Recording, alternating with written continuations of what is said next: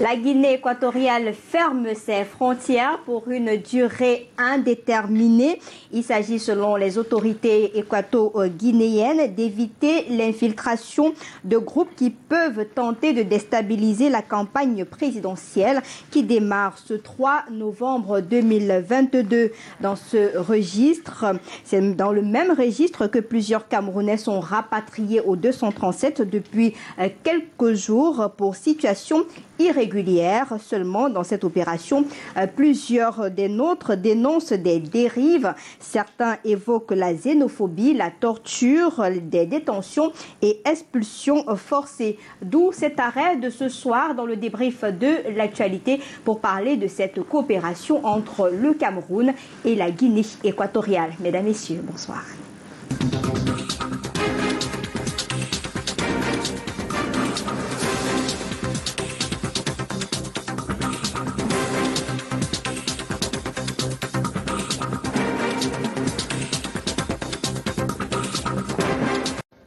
Cameroun, Guinée équatoriale, difficile cohabitation, c'est la question centrale du débrief de l'actualité de ce jeudi. Nous sommes en direct sur nos différentes pages, Facebook, YouTube et pourquoi pas TikTok. Le panel est très bien constitué ce soir. Je commence par un homme politique de la dernière heure. Il nous vient du Rassemblement démocratique du peuple camerounais, Yves. Bonsoir. Oui, bonsoir Lille, bonsoir aux companélistes et bonsoir à tous ceux qui nous écoutent à la maison. Nous sommes heureux de représenter le grand parti sur votre plateau. Et vous vous apprêtez, Yves Abama, de célébrer 40 ans de renouveau de Paul Biya. Bien entendu, c'est le RDPC et au-delà du RDPC, toute la population camerounaise, parce que c'est 40 ans de gaieté, 40 ans de travail acharné, 40 ans prodigieux qu'un homme exceptionnel a passé à la tête de l'État du Cameroun. Donc ça ne peut pas passer de manière inaperçue. Dimanche prochain, les Camerounais vont offrir au président Paul Biya la grande salve d'applaudissements qu'il mérite. D'accord, on suivra cette actualité justement puisque Canal 2 International a démarré depuis lundi une grande série là-dessus. Armel Songo, docteur, politologue, expert des questions de développement et d'intégration. Bonsoir et bienvenue.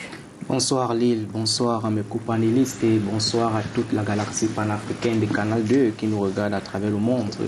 Ravi Gauthier encore d'être là ce soir dans le cadre de l'émission du débrief qui consiste à analyser la sempiternelle question d'intégration en zone CEMAC. Merci. Et vous faites bien de parler d'intégration. Ce matin, on a assisté à l'inauguration du Cross River entre le Cameroun et le Nigeria. Et Canal 2 International, c'était la chaîne qui a diffusé en exclusivité cet événement ce matin. Comment est-ce que vous appréciez cette coopération entre le Cameroun et le Nigeria à travers ce pont frontalier ?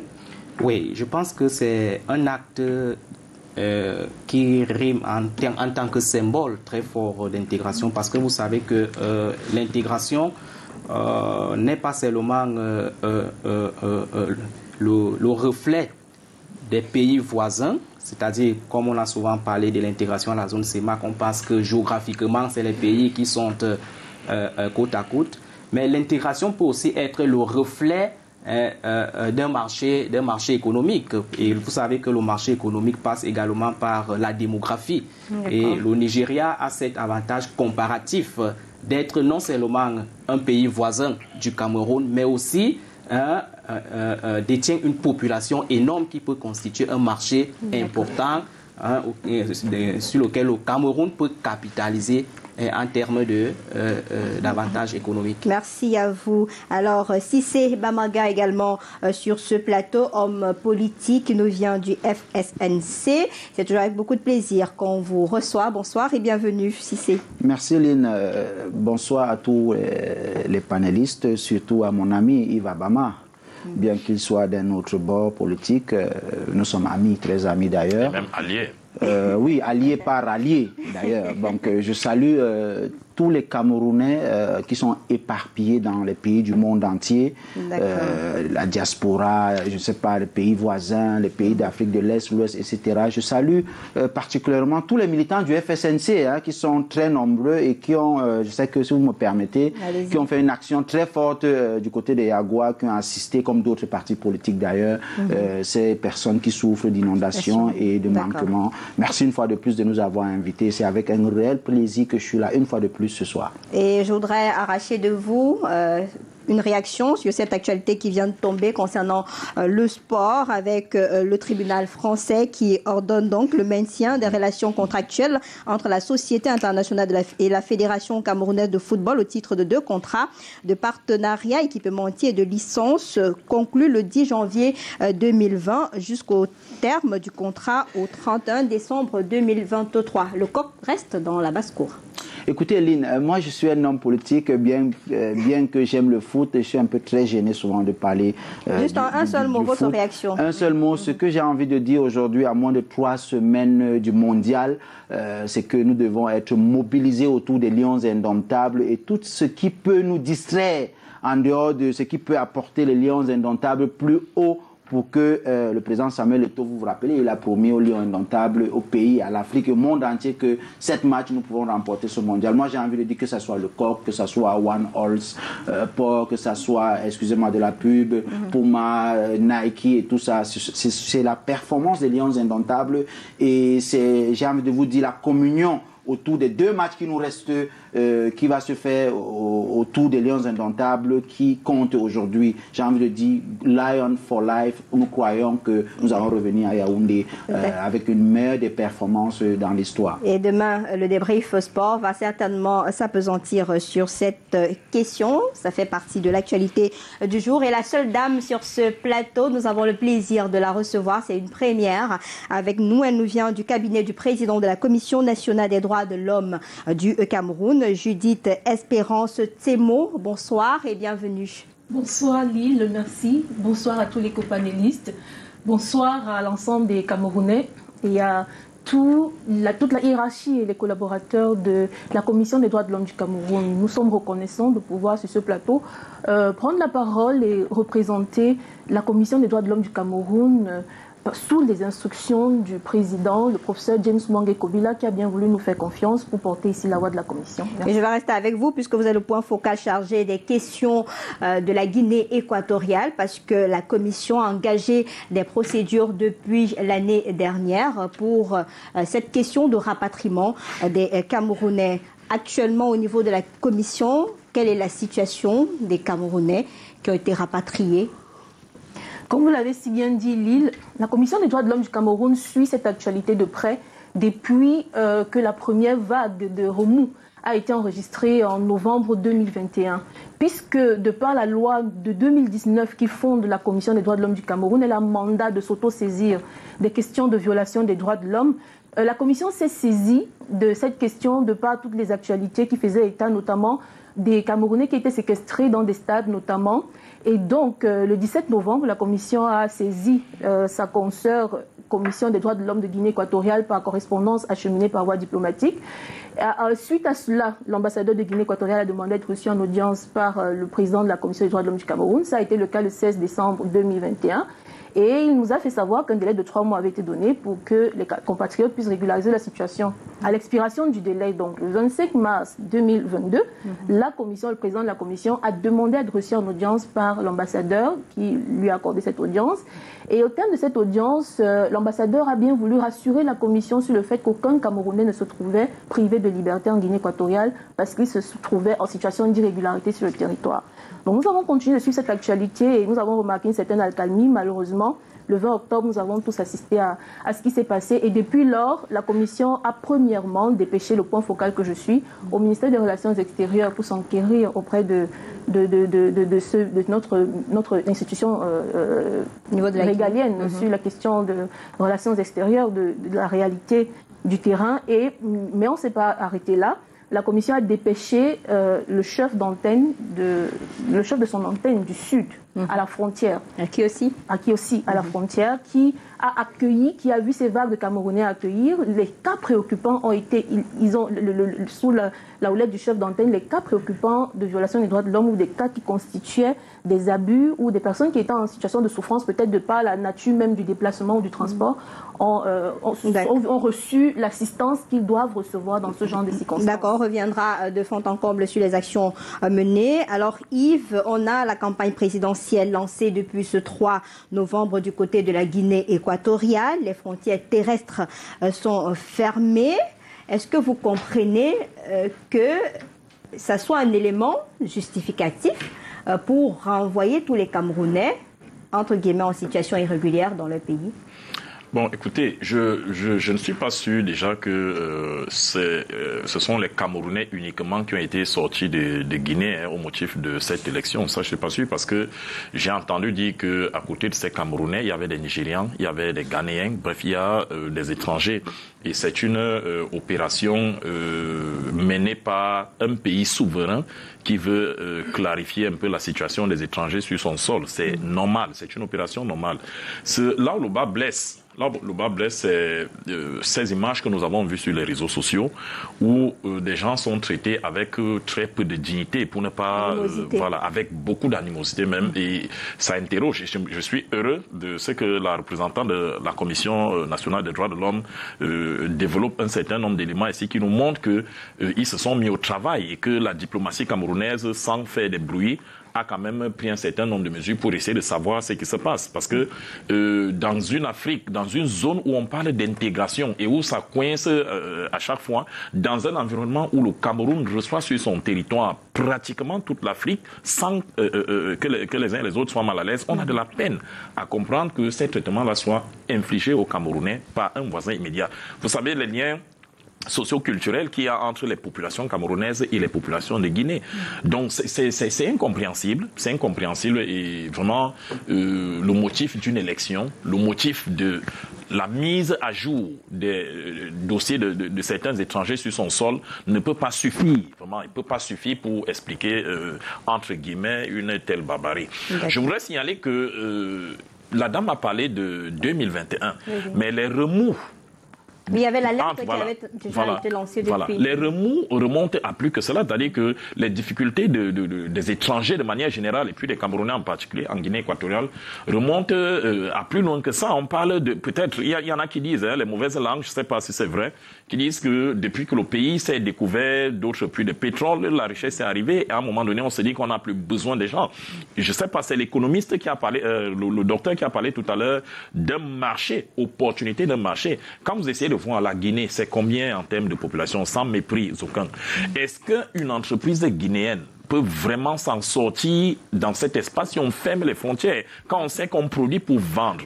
Est-ce que la non-intégration, le refus de l'intégration qu'on observe dans la zone CEMAC ne joue pas contre nos économies? Est-ce qu'à un moment donné, certains États, certaines autorités ne doivent pas comprendre que les frontières à chaque fois fermées, le petit chantage à l'expulsion et autres, jouent contre la compétitivité de la zone CEMAC? Pourquoi les gens ne veulent pas le comprendre? Sauf que sur les explications données par les autorités équato-guinéennes, c'est un moment sensible de la nation. Il faut éviter l'infiltration de groupes qui peuvent tenter de déstabiliser. S'il te plaît, sans remettre en cause cet élément-là, je voudrais rappeler que c'est pas qu'en période électorale qu'on observe ça. C'est-à-dire que cette attitude est régulière. Mais je voudrais donc demander à Armel, puisque c'est l'argument qui a été évoqué de façon officielle pour justifier le fait qu'on demande aux Camerounais en situation irrégulière, tel que précisé dans le même communiqué, de retourner chez eux. Oui, moi je pense que l'argument des élections est un argument un peu superficiel, superflu et même superfétatoire, parce que le mal est très profond. En 2017 également, on a vécu la même situation où on a vu les ministres de l'intégration de la Guinée équatoriale et le ministre des Affaires étrangères du Cameroun faire des visites dans les deux pays. Donc moi, je pense que le problème est très profond et il faut, n'est-ce pas, l'analyser sur un plan holistique pour mieux le comprendre. Pour dire qu'en réalité, le processus d'intégration dans la zone CEMAC ne date pas d'aujourd'hui. C'est un processus qui a été lancé il y a très longtemps parce que de l'UDEAC en 1964 à la CEMAC en 1994, l'objectif maximaliste de cette organisation d'intégration sous-régionale a été la mise, n'est-ce pas, en place d'un espace intégré qui devrait se traduire par la libre circulation des personnes, des capitaux et des services à l'horizon 2009. Or, aujourd'hui, nous sommes loin de cette portée.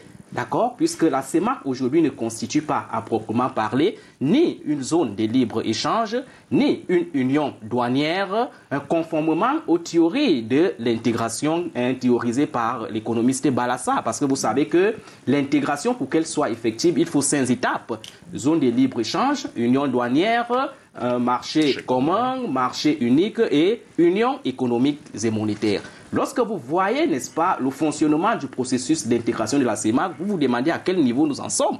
Donc, c'est un processus qui est plombé par un certain nombre de pesanteurs et c'est le moment, pour moi, de relever, n'est-ce pas, la contradiction qui apparaît souvent dans la rhétorique résolument intégrationniste lors des discours et des rencontres officielles entre ces chefs d'État et le désaccord des politiques intégrationnistes qui affectent les États membres de la CEMAC sur le terrain. Il n'y a pas une liaison, il y a une cassure. Puisque si au sommet, ces présidents-là se mettent d'accord et mettent la volonté de pouvoir créer une zone économique et monétaire, bref, une intégration effective sous-régionale, sur le terrain, entre la population, du moins du point de vue pratique, on ne voit pas les résultats. Donc il faut donc dire qu'il existe un certain nombre de pesanteurs que je vais très rapidement esquisser ici pour que nos téléspectateurs comprennent très bien. Ces pesanteurs peuvent être structurés sur 2 ordres. D'abord, les pesanteurs d'ordre subjectif. Comme pour dire qu'il existe un certain nombre de mythes développés par ces pays réfractaires, puisqu'il faut dire qu'il y a des mauvais élèves de l'intégration dans la zone CEMAC. Il y a les bons élèves et les mauvais élèves. Ce n'est pas un secret de polichinelle que de le dire. Ces mythes-là, ce sont lesquels? Nous avons le mythe de l'invasion démographique. Vous allez vous rendre compte que ces pays-là qui sont réticents aujourd'hui au processus d'intégration sont des pays qui démographiquement sont très petits. Donc, ils développent ces velléités d'envahissement et ils ont peur peut-être que les autres pays vont les envahir. Donc, à côté du mythe de l'invasion démographique, il faut également relever le mythe de la spoliation économique. Vous allez donc vous rendre compte que ces pays également qui sont réfractaires au processus d'intégration sont des pays qui sont, depuis un certain temps, économiquement prospères. Que ce soit le Gabon, que ce soit la Guinée équatoriale. Donc ce sont des pays qui pensent que les autres ressortissants des autres pays viendront, n'est-ce pas, spolier leur richesse. Et également, pour sortir là-dessus, le mythe de la perversion sociale. Donc, généralement, on dit que les Camerounais sont des malhonnêtes, ils vont venir, des faits mal, etc., etc. Ce sont des mythes subjectifs qui plombent le processus d'intégration sur le terrain. Et à côté de ça, nous avons les causes objectives telles que la jalousie des souverainetés. Les présidents n'arrivent pas à spolier une partie de leur souveraineté pour la mettre au service de l'intégration. D'accord, si c'est quand on suit Armel, on se demande pourquoi toujours la Guinée équatoriale? Pourquoi toujours cette Guinée? Mais écoutez, finalement, est-ce que ce n'est pas cette Guinée équatoriale qui freine véritablement cette intégration? On a vu des sommets pour renforcer cette intégration sous-régionale, mais pourquoi toujours la Guinée équatoriale? Mais écoutez, pourquoi la Guinée, c'est si simple, c'est un secret de polichinelle. Vous-même, vous le savez, vous êtes dans un média très sérieux. Le président guinéen, il a toujours refusé à ce que la coopération sous-régionale soit bonne. C'est lui qui avait refusé cela. Il faisait partie, autant pour moi, des personnes qui avaient refusé qu'avec une carte d'identité ou alors le soi-disant, entre guillemets, le passeport CEMAC qu'ils nous ont vendu, qu'on ne sait pas à quoi ça sert aujourd'hui, qu'on puisse circuler dans la zone dite CEMAC. Moi, j'ai envie de dire que c'est très facile de se plaindre, de parler d'un... On parle là d'un pays qui a 28 051 km, un petit pays. Troisième exportateur quand même de pétrole en Afrique subsaharienne. On manque le pétrole, je dis bien qu'on ne manque pas le pétrole. Je dis, Douala seulement est au-dessus de ce petit pays. Moi, je n'ai aucun respect pour ce pays ici, monsieur Obama. On va parler pour respecter... Non, parce que ce pays-là, voisin, ami, on aurait pu annexer, je ne sais pas, à n'importe quel moment, nous manque aussi de respect. Moi, je suis là aujourd'hui pour parler des Camerounais qui nous regardent, qui souffrent. Et si c'est pas parce qu'on est dans un soi-disant, entre guillemets, dans une politique, dans une voyoucratie, si tu veux, du RDPC, je vois Abama sourit, ça y est. Mais c'est vrai, Abama, comment comprendre qu'aujourd'hui, le Cameroun, un pays, le Cameroun, c'est les États-Unis d'Amérique dans la zone CEMAC. Un Guinéen peut nous parler. Je sais pas, ces petits pays-là, Centrafrique, tout ça, on bloque les frontières avec eux, ils ne mangent plus, ils commencent à mincir. Il faut dire la réalité aux choses, mais en face, qu'est-ce que nos gouvernants, qu'est-ce que ceux qui sont au pouvoir aujourd'hui, les amis de Yves Abama, qui est aussi un de mes amis, proposent rien. On dit qu'on a débloqué de l'argent, machin, ce n'est pas ça. Vous exfiltrez les Camerounais 10, je me lève demain matin, j'exfiltre 100.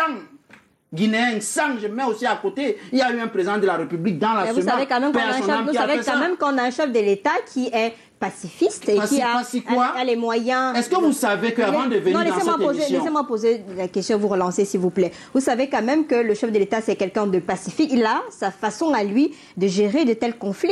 Quand on prend l'exemple de ce qui s'est passé avec le Nigeria voisin aujourd'hui, et depuis que ce problème perdure, il y a eu des émissaires qui ont été envoyés au niveau de la Guinée équatoriale et vice-versa. Je pense que s'il y a un pays aujourd'hui, c'est parce qu'il y a des populations. Ces populations sont des Camerounais. Moi, je vous dis, j'ai discuté un peu avec certains que j'ai appelés parce que j'ai des amis là-bas.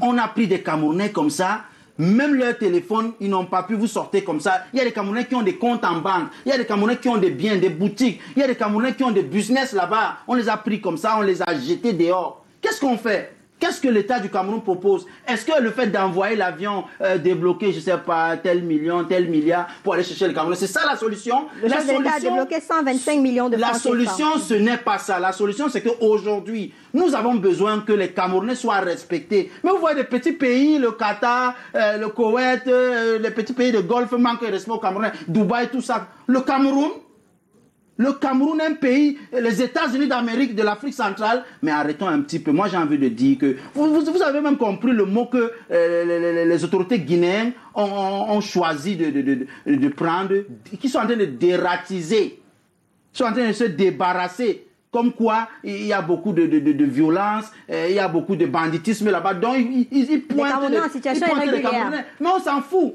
On est dans un pays aujourd'hui, il y a les Centrafricains au Cameroun, il y a des Tchadiens au Cameroun, il y a des Maliens au Cameroun, il y a même des quartiers, même on dit quartier Nigeria, quartier Lagos, quartier ceci. Vous avez suivi une seule fois dans la politique camerounaise, que ça soit interne ou externe, qu'on a inquiété un étranger, autant pour moi, non. Moi, je pense qu'il faut que Yves Abama, ils vont fêter 40 ans, je ne sais pas de quoi, dit à ses camarades que le Cameroun a besoin d'être respecté. Et pour être respecté, je vous dis, à caractère de cochon, vous-même vous connaissez la suite. D'accord, sauf qu'on ne va pas être des cochons sur ce plateau. Alors Judith, vous qui êtes de la commission, vous avez travaillé longuement avec la Guinée équatoriale, sauf que dans les témoignages des Camerounais qui sont arrivés, on ne sent pas les assurances qui ont été données au président de la commission pour sécuriser les Camerounais, ne pas les violenter, mais les témoignages depuis l'arrivée de cette première vague, c'est incroyable. On se demande où est passée véritablement la commission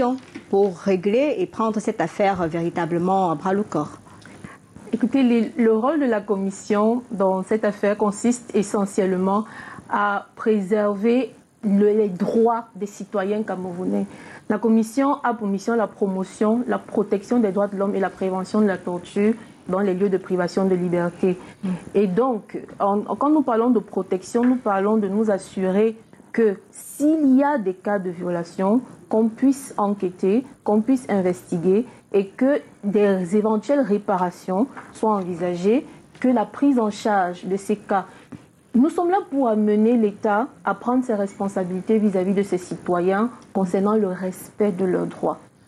Ce qui nous préoccupe donc, c'est de nous assurer, nous n'avons pas vocation à nous mêler des questions souveraines d'un État souverain, mais nous nous demandons, est-ce que les êtres humains sont traités avec dignité en tant qu'êtres humains? Mais est-ce que depuis qu'il y a eu cette situation, puisqu'il y a eu des témoignages, est-ce que vous avez reçu des Camerounais de la Guinée équatoriale se plaindre? Est-ce que ces Camerounais-là comprennent même la nécessité de venir auprès de vous pour que vous puissiez porter leur voix, pour que leurs droits soient véritablement respectés? Parce qu'on vous dit qu'on a torturé, on a mis des gens en cellule, on a confisqué des papiers. Ça fait partie d'une violation des droits de l'homme. Tout à fait, Lille. C'est la raison pour laquelle nous saluons déjà votre invitation sur ce plateau, parce que c'est de telles plateformes qui nous permettent de communiquer sur l'existence de la commission et sur ses missions et sur son rôle. Déjà, je voudrais dire que tous les compatriotes qui sont de retour, si vous voulez témoigner, si vous avez été victime d'une violation de vos droits et que vous voulez apporter votre témoignage à la Commission des droits de l'homme du Cameroun, n'hésitez pas à nous appeler sur notre numéro vert, le 1523. C'est tout à fait gratuit à partir de n'importe quel opérateur. Vous appelez le 1523 et l'on vous écoutera et l'on prendra en compte votre histoire, ce que vous avez à dire. Et comme je le disais, nos États, que ce soit la Guinée équatoriale, que ce soit le Cameroun, avons ratifié des textes internationaux qui consacrent les droits de l'homme. C'est le cas notamment de la Charte africaine des droits de l'homme et des peuples qui a été ratifiée tant par le Cameroun que par la Guinée équatoriale. La Guinée équatoriale en 1986, le Cameroun en 1989. Ces textes-là prévoient qu'en toutes circonstances, l'être humain, qu'il soit incarcéré, qu'il soit immigrant ou en situation de migration, il a des droits inaliénables sacrés qui doivent être respectés. Alors, il y a des défaillances. Vous savez, c'est pour cela que les mécanismes sont en place pour apporter des solutions. Et c'est la raison pour laquelle, lorsque nous allons à la frontière, par exemple, lorsque nous avons des cas de personnes qui présentent des problèmes de santé, on va tout faire pour que les services de santé les prennent en charge sans condition. Lorsque nous avons des personnes qui se plaignent d'avoir des parents ou des enfants qui sont restés de l'autre côté, etc., notre rôle est de nous assurer que les droits de ces personnes-là, par exemple, nous avons les plaintes de ceux qui ont dû abandonner leurs biens, leurs comptes bancaires carrément bloqués, oui. Les actions de la Commission iront dans le sens de trouver toutes les voies et moyens pour permettre à tout ce qui a été violation dans ce contexte d'être réparé d'une manière ou d'une autre, en vertu de ces textes qui engagent tous les États. Nous nous félicitons de ce que l'État prend des mesures pour notamment rapatrier, assurer un retour le plus digne possible à nos compatriotes. Ça, c'est à saluer. C'est la preuve que l'État est conscient de sa responsabilité vis-à-vis de ses citoyens. Maintenant, au-delà de tout cela, les cas particuliers, nous sommes aussi là pour veiller avec les OSCD. D'ailleurs, la Commission a des réseaux d'organisations de la société civile qui sont affiliés ou qui travaillent en partenariat avec la Commission. C'est le cas de l'Observatoire des libertés publiques du Cameroun, dont la présidente pour la région du littoral a mobilisé une équipe qui était à l'aéroport international de Douala-Nsimalène lundi. L'aéroport de Douala. Autant pour moi. Oui, justement. Je viens de Yaoundé, donc à l'aéroport international de Douala. Oui. Donc, pour justement accueillir et interroger. Donc, nous sommes en train de travailler là-dessus. Nous sommes en train de travailler justement. Là-dessus. Vous parlez des mesures qui ont été prises par le gouvernement. On a dit que le chef de l'État a débloqué 125 millions de francs CFA pour rapatrier ses ressortissants. Il y a que dans cette actualité-là, Yves, on vous rappelle, on martèle que libre circulation ne signifie pas libre installation. Donc, on fait de vous ce qu'on veut, parce que ce n'est pas parce qu'on parle d'intégration qu'on va accepter n'importe quoi. Bon, je ne sais pas, peut-être nos compatriotes de l'Afrique de l'Ouest, s'ils suivent ce genre de débat, ils se moquent de nous. Parce que si vous nous dites que libre circulation ne signifie pas libre installation, alors que chez eux, un Ivoirien est libre d'aller de chez lui au Mali, et puis vraiment, il y a quelque chose qui ne va pas. Je ne veux même pas parler de ceux qui sont de l'autre côté en Union européenne. Non, la libre circulation, ça veut dire ce que ça veut dire. Je pense que elle est entrée en vigueur au Cameroun, c'était en 2014, si mes souvenirs sont bons. On a décidé que les Camerounais, avec un passeport ou avec une pièce officielle d'un des pays, voilà, on peut circuler librement. Et j'ai été heureux tout à l'heure que la dame rappelle une disposition de cet accord-là pour dire que vous pouvez être dans un pays, vous avez 90 jours, n'importe quel pays de la zone CEMAC, vous avez 90 jours à y passer sans qu'on vous demande vos papiers si vous ne les avez pas.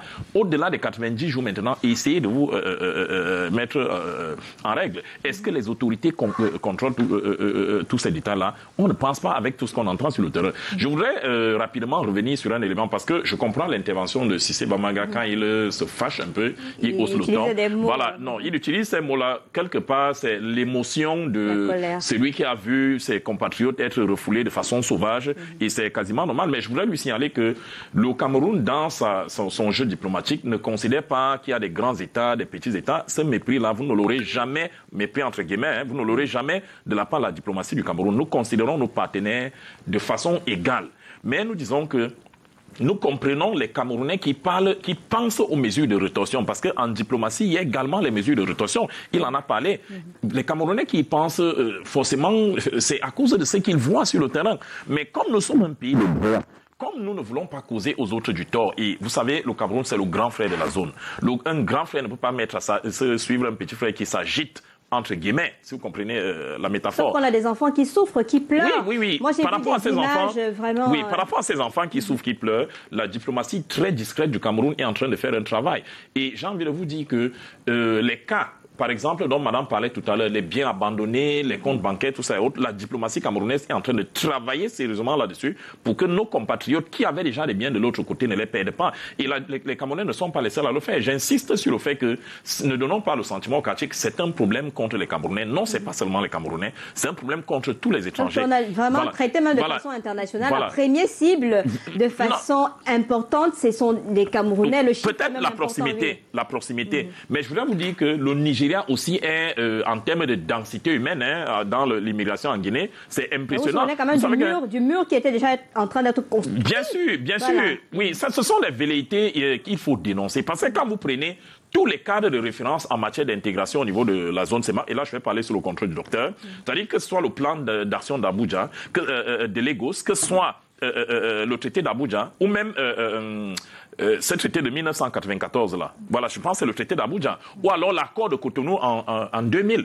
Vous prenez tous ces cadres-là, vous allez vous rendre compte qu'un mot d'ordre revient, la solidarité. Solidarité envers qui? Solidarité envers les États enclavés, solidarité envers les États qui n'ont pas assez de ressources. Et qui paye cette solidarité? Ce sont des pays comme le Cameroun qui sont des moteurs. Donc on ne peut pas comprendre qu'au moment où le Cameroun paye sa solidarité, non seulement en accueillant des étrangers sur son sol, mais parfois aussi en allant même parfois mettre de l'ordre et même des interventions financières dans les autres pays, on ne peut pas comprendre que ces autres, l'ascenseur qu'on nous renvoie, c'est la brutalisation des Camerounais. Donc on peut comprendre largement le cri de cœur de Cissé, même si nous sommes contre ces excès, parce que traiter un petit pays ou décider de ça ne rentre pas dans le cadre normal des relations internationales. Armel, il y a eu des émissaires. On a vu le ministre de la Défense, on a vu les ministres équato-guinéens défiler au palais des Tout-Dire, on a vu des images circuler sur les réseaux sociaux annonçant de bonnes augures entre la coopération entre le Cameroun et la Guinée équatoriale, mais sauf que l'alerte même de cette situation a été donnée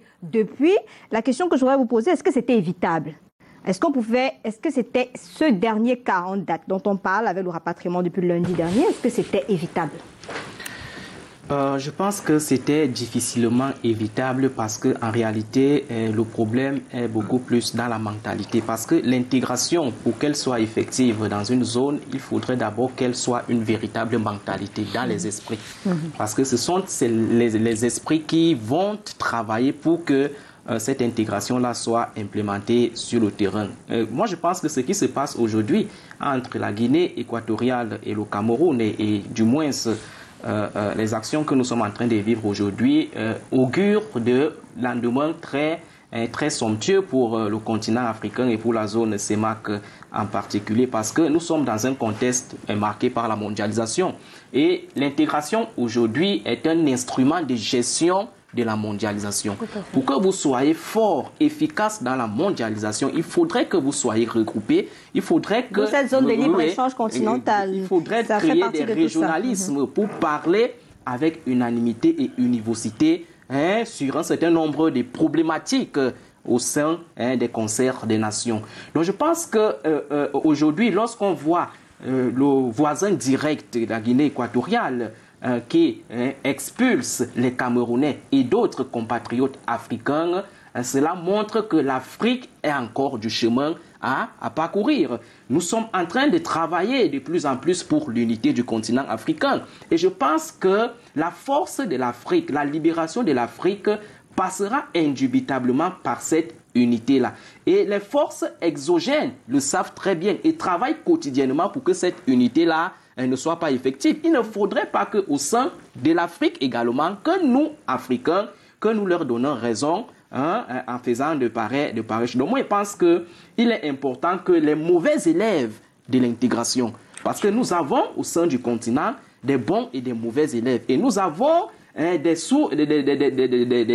sous-régions qui prospère en termes d'intégration. Il a parlé par exemple de la zone ouest africaine.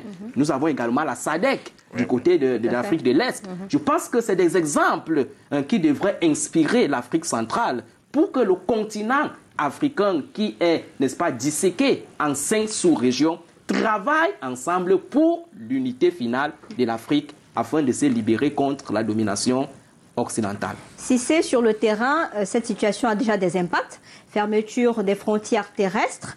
On a eu des éléments sur Canal International au niveau de la frontière à Kiossi, des commerçants qui se plaignent déjà de cette situation-là. Et ce n'est plus facile de gérer les échanges commerciaux entre les deux pays. Il y a carrément une incertitude dans cette partie de cette zone frontalière-là. Comment on gère ça? C'est quand même un des cris, c'est un désespoir quand même de ces commerçants qui sont à la frontière. Écoutez, moi je suis un peu gêné ce soir, parce que moi je suis venu aujourd'hui ce soir pour parler aux Camerounais qui souffrent en Guinée, au Gabon, au Tchad, en Centrafrique, au Qatar, au Bahreïn, parce que les Camerounais aujourd'hui souffrent dans tous les pays du monde entier. C'est vrai qu'on parle du cas de la Guinée, mais j'ai envie de dire qu'aujourd'hui, la politique aujourd'hui qui est mise en place, une fois de plus, par les amis de Yves Abama, fait qu'on ne respecte les Camerounais nulle part. Yves Abama, vous avez dit un truc très pertinent tout à l'heure que moi je n'adhère pas, comme quoi il faut être gentil avec eux. J'ai envie de vous rappeler, et vous le savez très bien, en 2007, notamment le 7 juin, le G8 en Allemagne, Sarkozy venait de prendre le pouvoir. Alors le petit président élégant et tout français, alors il a rencontré Poutine, voulant faire à Poutine, je ne sais pas, oh machin, Poutine l'a répondu clairement, ton pays il est comme ça, mon pays il est comme ça, tu continues, je t'écrase. C'est comme ça qu'il faut répondre. Que le chef de l'État qui non, et après Sarkozy il est sorti, ce genre de langage. Pendant tout le G8, il était gêné, il transpirait. J'ai envie de vous dire qu'aujourd'hui, ce qu'il faut, on ne cherche pas l'arrangement. Ils ont commencé à détruire les Camerounais, ils ont commencé à détruire les Africains. Et puis rappelez-vous, monsieur Abama, ils l'ont essayé avec le Nigeria et le Ghana. Je parle sur votre contrôle. Qu'est-ce que le Nigeria et le Ghana ont fait?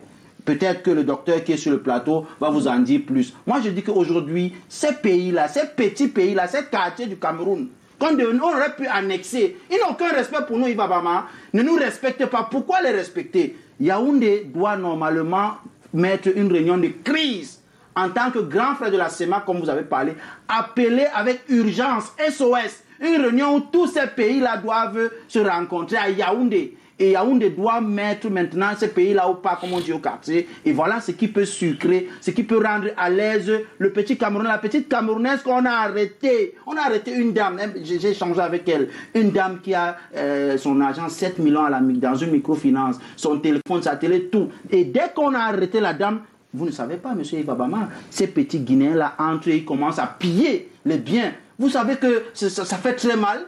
Vous savez que c'est quelque chose que ce n'est pas très beau à voir. J'ai envie de dire, pour fuiter Lynn, c'est que je ne suis pas violent sur ce plateau. Je suis choqué. Choqué pourquoi? Parce qu'une fois de plus, l'une des seules choses qui nous reste, on est en train de perdre ça, la fierté. Dès que vous allez dans n'importe quel pays du monde, Yves Abama, moi je n'ai pas eu la chance d'aller en Europe, mais je voyais dans des pays africains. Aujourd'hui, dès qu'un Camerounais arrive, on commence à le craindre. Dès qu'un Camerounais arrive, les personnes sont frustrées. Pourquoi? On n'est respecté nulle part. Parce que même dans notre pays, on ne nous respecte pas. La politique que vous avez mise en place, c'est de nous massacrer, c'est de nous piller. Non, vous utilisez quand même les gros mots, non? Il faut mesurer un peu, non? Bon, et c'est notre allié qui parle. Non, juste allié. Écoutez, monsieur Abama, faites très attention. Allié, c'est pas rallier. Et puis le ministre Chiroma vous a toujours dit sur la télévision de la CRTV,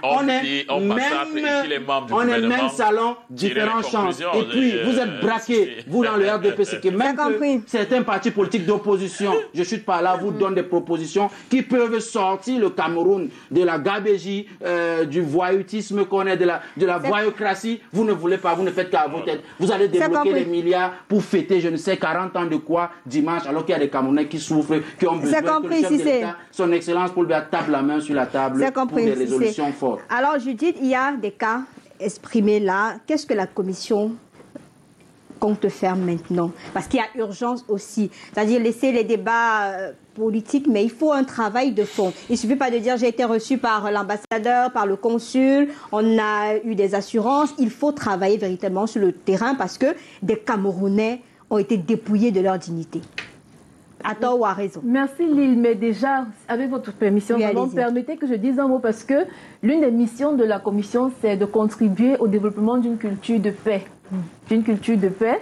Et donc, pour un peu apaiser, je pense que le travail de la Commission aussi consiste à ne pas permettre que un sentiment de haine grandissent dans le cœur de nos compatriotes à l'égard de nos voisins équato-guinéens. Oui. Nous ne devons pas sombrer dans la haine. Parce qu'il est important que nous comprenions que, selon les informations que nous avons obtenues, y compris de nos autorités, la partie équato-guinéenne a fourni des efforts. Elle a fourni des efforts pour demander à nos compatriotes encore et encore de se mettre en règle, y compris avec l'intervention de son Excellence Obiang Nguema. Nous avons appris que même après l'expiration du délai de 3 mois, est-ce que vous réalisez que en mars, cela signifie que toutes les personnes qui sont expulsées aujourd'hui auraient pu l'être en mars? Parce qu'ils avaient 3 mois pour régulariser la situation. En mars, ce n'était pas le cas. Aujourd'hui, ils ne sont toujours pas régularisés. Donc, vous savez, dans l'intervalle, il a fallu que le président équato-guinéen intervienne pour demander encore qu'on soit davantage patient. De l'aveu même de nos responsables en Guinée équatoriale, mais on dénonce justement il y a eu des relances, il y a eu des tri, il y a eu des listes, vous voyez des listes clairement. Pour vous relancer, vous qui étiez sur le terrain. Donc, non, attendez que je vous comprends. Permettez-moi de vous relancer. Il y a eu des efforts. Il y a eu des efforts, sauf qu'il y a aussi ces témoignages-là qui a eu un business autour de la carte consulaire. Du coup, ça a empêché à certains Camerounais de véritablement se mettre en règle par rapport au timing qui a été donné. Ça a été clairement dénoncé par certains Camerounais là-bas. Nous notons cette allégation et nous vous promettons que nous nous attellerons à la vérifier. Cette allégation de business consulaire et tout ça. Donc la commission ne va pas s'arrêter là et nous continuerons de mener toutes les actions possibles jusqu'à ce que tout ce qu'il est possible de rétablir puisse l'être. Maintenant, s'agissant de ce qui est fait sur le terrain, comme je vous ai dit, nous avons déployé des équipes sur le terrain. Nous recueillons également... Vous avez recensé combien de témoignages actuellement? Parce qu'il y a la première vague qui est là depuis lundi. Nous sommes jeudi. Il y a une autre vague qui arrive dans les prochains jours, près d'une 50aine de Camerounais. Quelles sont les exactions que vous avez relevées à date? Déjà, nous avons interviewé et reçu et accueilli un grand nombre de Camerounais. Juste pour vous donner quelques chiffres de ce que nous avons collecté comme données sur le terrain.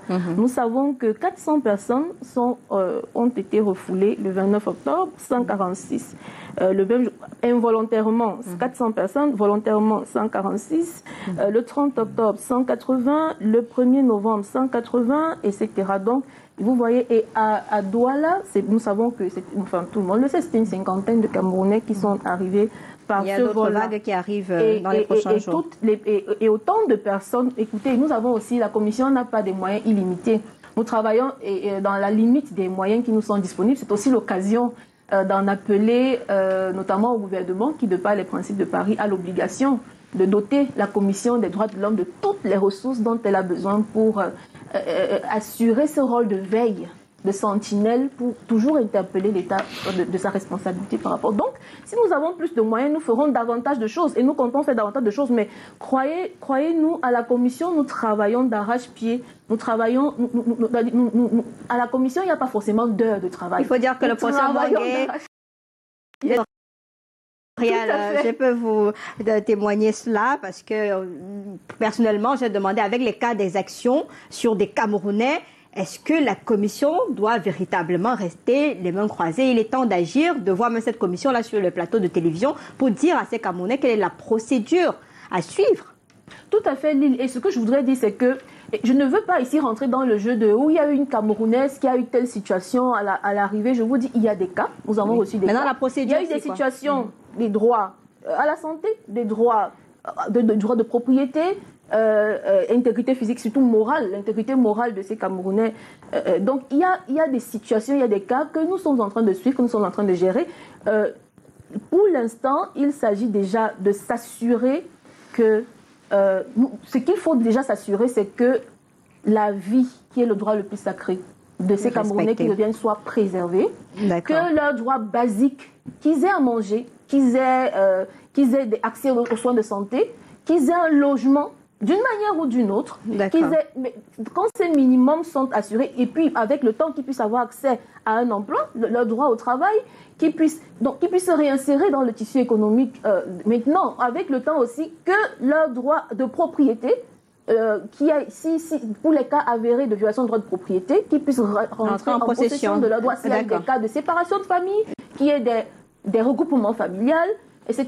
Et bien sûr, nous comptons pousser la coopération avec notre institution des droits de l'homme en Guinée équatoriale pour qu'elle joue son rôle, parce que nous, ici, nous occupons des droits des... C'est bien compris, Judith, c'est bien compris. Alors, Yves, on a vu une image forte ce matin entre le Cameroun et le Nigeria voisin, au cours de ce pont, justement, frontalier, avec un message d'espoir pour la sous-région. Pourquoi est-ce que des exemples pareils sont suffisamment rares? Est-ce qu'il n'est pas temps, puisque le chef de l'État d'ailleurs est le président en exercice actuellement, est-ce qu'il n'est pas temps de convoquer ses autres pairs pour gérer véritablement cette question d'intégration, pour que la Guinée ne se mette pas sur son piédestal et vous dire que non, vous infiltrez parce qu'il y a des élections, allez d'abord chez vous, on va voir si après les choses pourront rentrer dans l'autre. Voilà, je voudrais, et je remercie beaucoup la dame de la commission, Judith, d'un certain nombre, pour un certain nombre d'informations qu'elle a données ici. Je ne voudrais pas qu'on ait le sentiment que nous sommes venus faire le procès de la Guinée. Et elle a bien fait de rappeler que l'État équato-guinéen a donné du délai à certains des étrangers, pas seulement les Camerounais, a donné des moratoires. Elle a bien fait de rappeler que l'État de Guinée a fait des efforts, parce que quand vous essayez de voir toutes les rencontres des chefs d'État, vous voyez toutes les annonces qui sont faites et toutes les évolutions, et je vais vous dire que le passeport CEMAC, la Guinée, le président Obiangema Mbazogo particulièrement apaisé pour l'avènement de ce passeport. C'est-à-dire que ce n'est pas comme si la Guinée n'avait pas voulu qu'il y ait intégration. Mais on a le sentiment d'un autre côté que peut-être les démons entre guillemets que le docteur a évoqué ici, le démon de l'invasion, la peur peut-être dans l'envahissement économique et autres, à un moment donné ont pris le dessus. Donc on salue les efforts qui ont été faits du côté de la Guinée. Ce que nous dénonçons, ce sont ces traitements inhumains, ce sont des traitements incompréhensible qu'on ne peut pas se permettre d'infliger à des Camerounais, à des êtres humains au XXIe siècle. C'est ce que nous dénonçons ici, parce que nous sommes en train de faire un procès. Bon, maintenant, pourquoi est-ce qu'on ne peut pas agir de sorte que la sous-région nous donne un peu le visage qu'on a vu ce matin, tel que vous étiez en train de le dire? Faut-il convoquer une autre réunion des chefs d'État? Je vais reprendre, si c'est au mot, sans entrer dans le petit jeu qu'il a voulu ouvrir tout à l'heure, je vais le reprendre au mot pour dire que, en réalité, il a parlé, lors de sa première prise de parole, il a dit, on a le sentiment que c'est une intégration par le haut. Et c'est vrai, peut-être c'est une intégration par le haut. Je vais donner quelques clichés. Oui, il vous souvient qu'en mars, c'était en mars 2022, il y a eu une réunion entre les différents chefs de villages, c'était ça, les chefs traditionnels, des pays de la CEMAC. Vous voyez, à cette réunion-là, je pense qu'on avait le ministre de l'administration territoriale, on avait un certain nombre de responsables. Et je vous assure que les chefs traditionnels, émettant leurs inquiétudes de part et d'autre, on avait le sentiment que les peuples, ils disaient les problèmes des peuples de manière identique. Ce dont les chefs côté camerounais se plaignent, c'est ce dont les chefs côté guinéens, côté tchadien, côté centrafricain se plaignent. Et c'est un élément assez suffisant pour dire que jusqu'au moment où nous parlons, on a vraiment le sentiment que ce n'est pas encore l'intégration des peuples. Les peuples ne l'ont pas encore intégré. La question des contrôles aux frontières. On vous dit que sur un petit corridor de 4 km, vous avez 5-6 contrôles. Vous voyez, avec les poches de communication. Voilà, avec les poches de communication. Les populations ont le sentiment d'être traquées. Elles ont le sentiment que, effectivement, les discours dont parfois les chefs d'État se félicitent, parce que quand ils s'asseyent, ils prennent des décisions pleines de volonté. Allons vers ceci, allons vers cela, mais sur le terrain, il y a des goulots d'étranglement. Et il faudrait également, c'est l'occasion également d'interpeller certains responsables sur le terrain pour dire que ne venez pas bloquer les volontés des chefs d'État. Quand les chefs d'État ont dit, il faut que ce soit fait sur le terrain, il faudrait que ce soit fait, que les gens s'alignent D'accord? Donc, vraiment, la situation est très complexe. On ne peut pas la faire porter à la seule Guinée. Nous aussi, Camerounais, l'île, comment ne pas évoquer cet élément-là? Si c'est Bamanga dit qu'on a peur, on ne respecte pas les Camerounais à l'extérieur, je voudrais dire que c'est totalement faux. Voilà, votre chaîne, pour laquelle j'ai beaucoup de respect, a diffusé un reportage il y a 2 ou 3 semaines, ici, près du lycée de Ndorhem, un monsieur qui transforme son domicile en une usine à fabriquer du vin. Imaginez qu'un Camerounais, de l'autre côté, je ne dis pas qu'ils le font, mais imaginez qu'un Camerounais aille poser un acte comme celui-là en Guinée. Que ne vont-ils pas dire? Voilà, nous avons déjà une mauvaise presse par rapport à un certain nombre de choses dans certains pays. Il ne faudrait pas qu'on en rajoute. Qu'on comprenne que la Guinée est un pays souverain qui a le droit de vouloir voir clair sur la situation des étrangers qui vivent sur son territoire, au même titre que le Cameroun. Et je voudrais rappeler que malgré son extrême pacifisme, parce que le Cameroun est pacifique, le Cameroun est accueillant, malgré cette situation, voilà, il nous arrive, non, il y a des gens qui circulent, mais il arrive parfois que le Cameroun se sente obligé de renvoyer certains au-delà de nos frontières. Donc ça peut arriver. Pourquoi? Simplement parce que ce sont des États souverains. Je suis d'accord avec la dame et je me félicite une fois de plus de son discours de ne pas appeler à la haine. Parce que, heureusement, je connais Cissé Bamanga, je sais qu'il n'est pas un haineux, mais le discours qu'il a tenu tout à l'heure peut prêter à équivoque. Voilà, et ça peut jeter de l'huile sur le feu. De modérer un peu. Voilà. Donc vraiment, on n'est pas là. Si au moment où on dénonce l'État de ceux qui freinent l'intégration, ne donnons pas nous-mêmes des éléments qui vont faire qu'on ait le sentiment que nous faisons ce que nous refusons aux autres. On va procéder au dernier tour de table pour des propositions. Je commence directement par Armel. Comment faciliter donc cette cohabitation entre le Cameroun et la Guinée équatoriale? Nous sommes quand même en 2022, un village planétaire où on a besoin de se sentir chez soi, peu importe le pays qui nous accueille. Oui, déjà, il faut d'abord intégrer le processus d'intégration comme étant une mentalité. Ça doit être dans les habitudes d'abord des chefs d'État et ensuite des peuples. Et deuxièmement, rendre les politiques intégrationnistes contraignantes.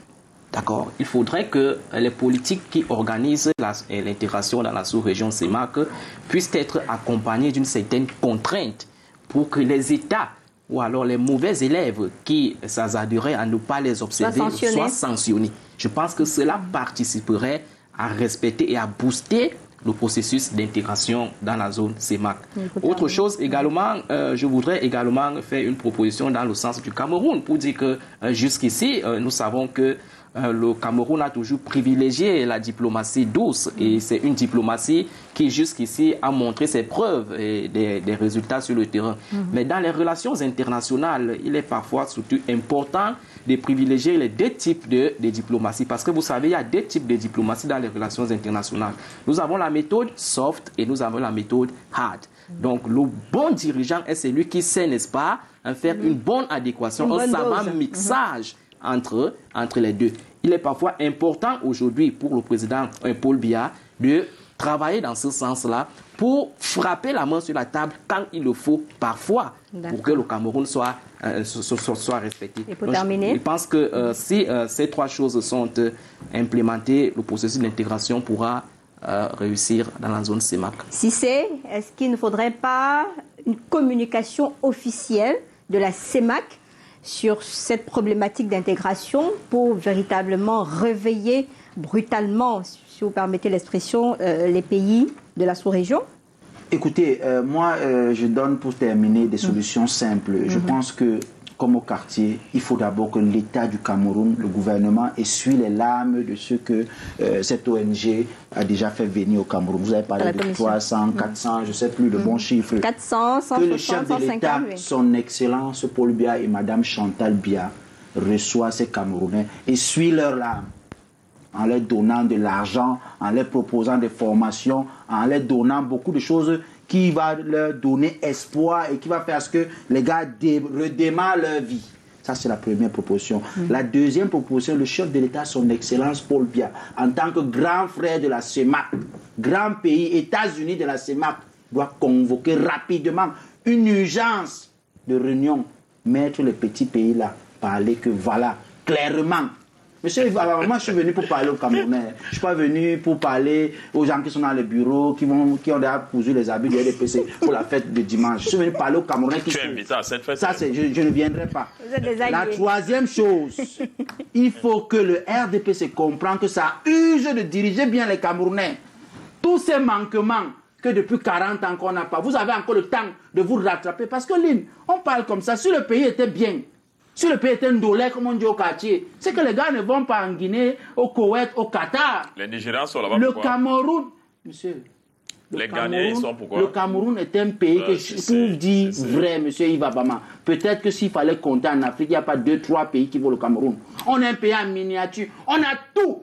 Sauf les dirigeants, parce que malheureusement, on a eu la malchance d'avoir les gens de votre parti, le RDP. Et vous êtes nos alliés. D'accord. Alors, Judith, finalement, on est en train de sortir de ce programme. Il est temps aussi que les Camerounais aient la culture de signaler leurs souffrances, que la commission est là. Il y a un numéro gratuit, parce que véritablement, on a eu l'impression depuis que cette affaire a éclaté et que la commission n'est pas véritablement au fait des plaintes des Camerounais.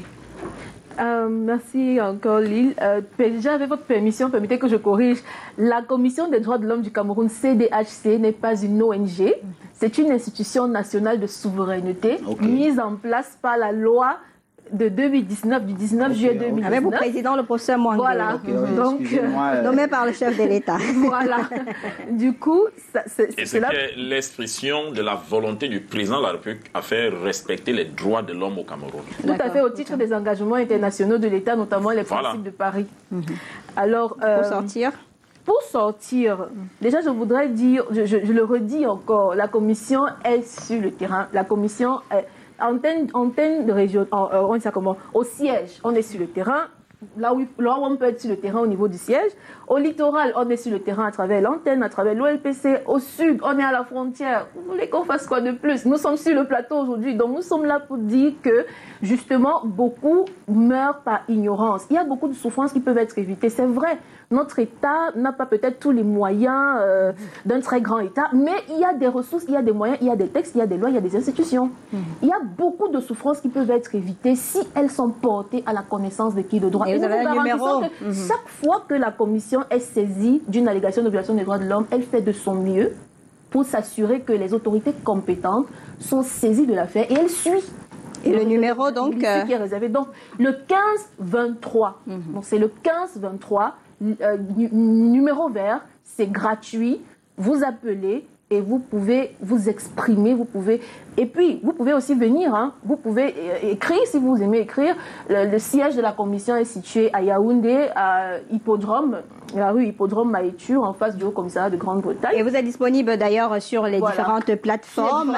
Facebook, Twitter. D'accord, il faudrait juste qu'on ait la culture WhatsApp, de pouvoir dénoncer. Alors Yves, je termine par vous. Vous êtes au pouvoir, tout ceci arrive sous votre mandature. Qu'est-ce qu'il y a lieu de faire pour éviter tant de souffrances? Non, en fait, il faudrait que les dirigeants de la CEMAC apprennent à respecter les traités, les textes qu'ils signent. Qu'ils apprennent déjà à les respecter. Et je voudrais signaler à mon allié Cissé Bamanga que, en fait, jusqu'à preuve de contraire, nous sommes ensemble. Si les politiques qui se forment sont si mauvaises et qu'on ne démissionne pas, ça interroge. Je voudrais continuer en disant pour terminer, je voudrais dire que le Cameroun sur la scène internationale est un grand pays. Le président de la République a une diplomatie assez discrète, mais dont les résultats sont visibles. Et cette diplomatie est en branle depuis que ses compatriotes sont dans la situation où ils sont pour essayer de retrouver une certaine sérénité. Cissé demande à l'Africaine que ces enfants-là, qu'on les lave, qu'on les reçoive. Et je voudrais dire qu'en débloquant cet argent, le président a commencé à les laver. Voilà, il n'est pas exclu que cela aille plus loin parce que ce serait vraiment bien qu'il s'insère, comme madame a dit, qu'il retrouve une place dans la société camerounaise et qu'il ne pense plus à aller. Cissé Bamanga, homme politique, merci d'avoir accepté cette invitation de dernière minute. Armel Songo, docteur politologue, expert des questions de développement et d'intégration. C'est toujours un plaisir de bénéficier de votre expertise sur le plateau. Yves Abama, sans aucun protocole, merci d'avoir accepté cette invitation et bonne fête du renouveau. On sera avec vous. Bonne fête à vous aussi, c'est notre fête à tous. Elle n'est pas membre du RDPC. Non, c'est la fête. Journaliste Paul, le président Paul Biya, c'est le don de la nature au Cameroun. Brigitte Espérance, Thémo du cabinet du président de la Commission nationale des droits de l'homme, Point Focal chargé des questions des Camerounais en Guinée équatoriale. Ça a été un plaisir de vous avoir. Mesdames, Messieurs, merci d'avoir regardé ce programme. Colin Souanchouan, Cyril Kayak et Duclerc étaient de l'autre côté pour la réalisation de ce programme. Demain, c'est le sport qui prend le relais. Derrière moi, c'est le 19h50 présenté par Alain Gislain Kanga. J'aurai le plaisir, si Dieu le veut, de vous retrouver la semaine prochaine. Bonsoir.